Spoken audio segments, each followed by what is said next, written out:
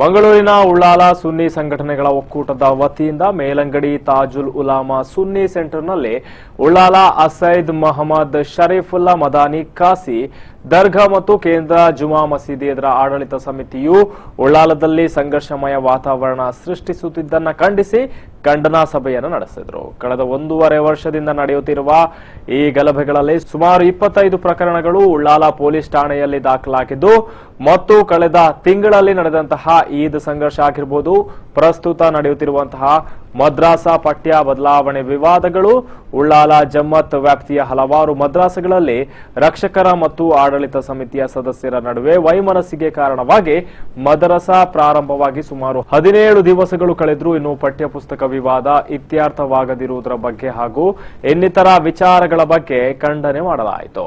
ಈ ಸಂದರ್ಭದಲ್ಲಿ ಸೈಯದ್ ಮದಾನಿ ಸುನ್ನಿ central committee ಅಧ್ಯಕ್ಷ ಜಮಲುದ್ದೀನ್ ಮುಸ್ಲಿಯಾರ್ ಕಾರ್ಯಕ್ರಮವನ್ನು ಉದ್ಘಾಟಿಸಿದರು. ಈ ವೇಳೆ ಶಿಹಾಬ್ ಸಕಾಫಿ ಉಳ್ಳಾಲ ಖಂಡನ ವಿಚಾರಗಳ ಬಗ್ಗೆ ಪ್ರಸ್ತಾಪಿಸಿದರು.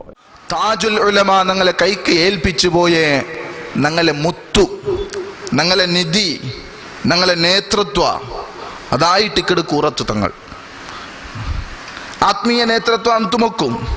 അതല്ലാണ്ട് ഞങ്ങളെ ഉള്ളാളത്തുകും അതുമായി ബന്ധപ്പെട്ട സർവ്വ മൊഹല്ലത്തുകും ഖാദിയായിട്ട് സർവ്വ മൊഹല്ലത്തെ ആൾമാർ അംഗീകരിച്ചിട്ട് ബൈഅത്താക്കിയ പോലത്തെ ഖാദിയായിട്ട് ഇക്കടെ ബഹുമാനപ്പെട്ട കുറത്ത് തങ്ങൾ മുഖത്തെ പോയിട്ട് ഞങ്ങൾ ഭേട്ടിയായിട്ട് ബേക്കൽ ഉസ്താദ് കുദ്ദു ചൊന്തു ഇവിടെ ഉള്ളാലത്ത് ഒരു ഖാദി ഉണ്ടു, ഉള്ളാലത്തില് പെരുന്നാള് ಪ್ರಖ್ಯಾಪನೆ ಹಾಕೊಣಗು ಘೋಷಣೆ ಹಾಕೊಣಗು ಉಳ್ಳ ಅಧಿಕಾರ ಉಳ್ಳಾಳತ್ತ ಕಾಲಿಗೆ ಆ ವಿಷಯത്തിൽ ನಾ ಕೈಗಡತ್ತಿಟ್ಲ ನಾನು അവിടെ ചൊന്നിട്ടില്ലാണ് ചൊന്നിട്ടു ബേക്കൽ ഉസ്താദ് ചൊന്ന വിഷയ ഇവിടെ വീഡിയോ ആക്കിക്കൊമ്പന്നര് അത് യൂട്യൂബിലും എല്ലാ മൊത്തം എത്തേണ്ട അവിടെ എത്തിര്.